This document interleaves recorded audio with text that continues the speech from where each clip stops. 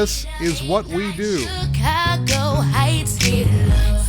Replacing drugs with dance. The DEA Youth Dance Program, showcased at this year's Lifetime Achievement Award in Los Angeles. The Educational Foundation, helping show students a better way. People around my age, this is when they start to fall out into those things. Even some of your friends will be like, hey, wanna get on the phone, like, hey, wanna come to the club and get drunk and vandalize stuff. And really, no, like, cause I don't do that. Like, I've got a dance recital to go to. I feel that cold wind blow. Our foundation honoring the men and women funding these dance programs in more than 20 cities across the nation. This year's honoree, global philanthropist Walter Wang. I sincerely do not feel worthy of tonight's recognition. Instead, I share this award with all the DEA agents and the law enforcement men and women who risk their lives every day to keep us safe. Our honorees and the foundation's work getting recognized far beyond the classroom. The DEA Youth Dance Program is now in 21 cities nationwide. DEA is like my home away from home. I just love DEA. My wonderful dance instructor, Miss Stephanie Reeds, teaches us more than dance. She also teaches us respect and discipline.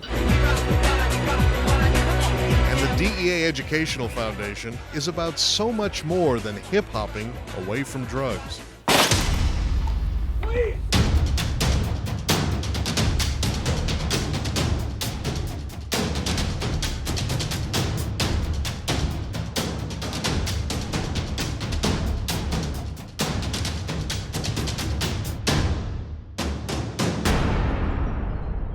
This map is on cocaine. It says the blacks not on cocaine, and that is that's running around in circles. This is how several million Americans know the DEA Educational Foundation.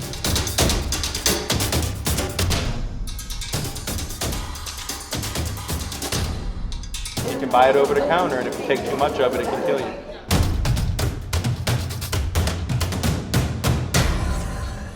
I didn't know that. Like how young they were when they died. It's like crazy. For the past decade, more than 22 million visitors in 9 cities seeing a world they'd only imagined, walking through a crack house, a meth lab, witnessing the drug trade's grip on our nation, and our foundation taking extraordinary care to show that the problem goes far beyond throwing criminals in jail. Parents were walking away saying, you know what, I never thought that every drug addict is somebody's child.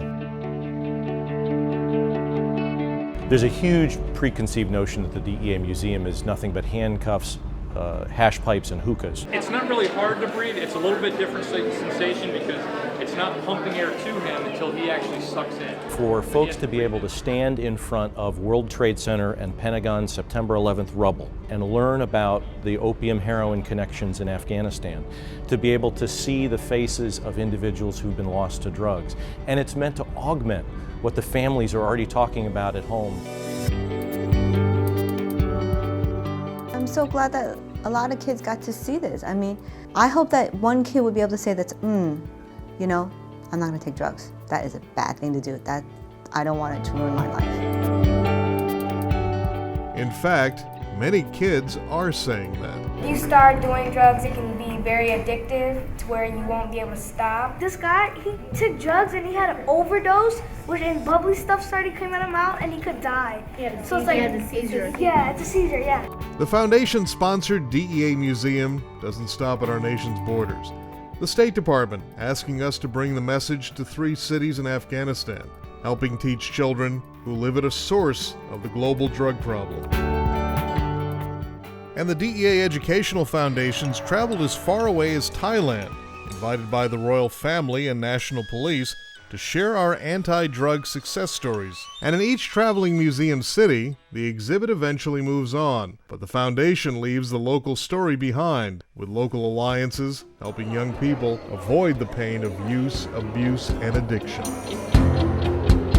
This is an actual South American cocaine processing laboratory in the jungles, stripped from the jungles. You can see some of the cocoa plants there. PET scan lab, and kids can come over here. They can kind of sit here and go through this PET scan. They see kids as young as 11 years old who have tried drugs or hooked on drugs. At 12 years old, they're selling drugs. Drug paraphernalia, a wall of wasted lives. The car, a drugged driver destroyed, with a family inside. It was really neat to see kids come and look at the different exhibits and recognize things that they might see from their own environment and then associate them with drugs and realize, oh, that's really dangerous. Maybe I should stay away from it. The exhibit that we do for Target America is just not like, this is bad, bad, bad, bad, bad. No. You can make choices, and these are the consequences of what things have happened to people. What we've discovered is telling the truth works. Presenting the facts as they exist about the cost and consequences. But at the same time, here are all the rehab programs that are helping people. So it's not just one government, hook them and book them and, throw them in jail forever. And I think that's where the passion lies. Target America and the dance program have the Drug Enforcement Administration's leadership support, with the administrator helping promote both programs. And when young people know the truth about drugs, the real scientific facts about how drugs affect their bodies and their minds, especially when heard from peers and parents and those they look up to, it changes their attitude. And in January, the DEA Foundation moves Target America to Maryland Science Center in Baltimore's Inner Harbor. The DEA Educational Foundation, touching several million lives a day, teaching here and across the planet, and giving children the self-esteem they often can't find anywhere else. You guys are going to have so much fun in there today. A young boy I worked with, he would come in, he was on time every day, but he was a little rough around the edges. He would always kick the door in and maybe say a few curse words as he came in the door. I said, "You're a good kid, I want to see you succeed." And he literally stopped in his tracks and he looked up at me and he said, "I'm a good kid?"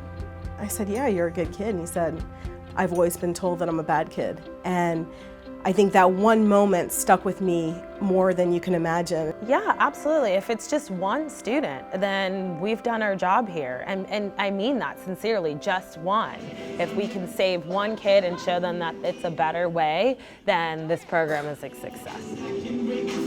We go right. Every Tuesday when I have dance, I come to school in the morning, I've got a big smile on my face, and I'm like, yes, I get to go see my friends at DEA dance after school and dance and have fun. And I've got a big smile on my face for every Tuesday, just makes my day.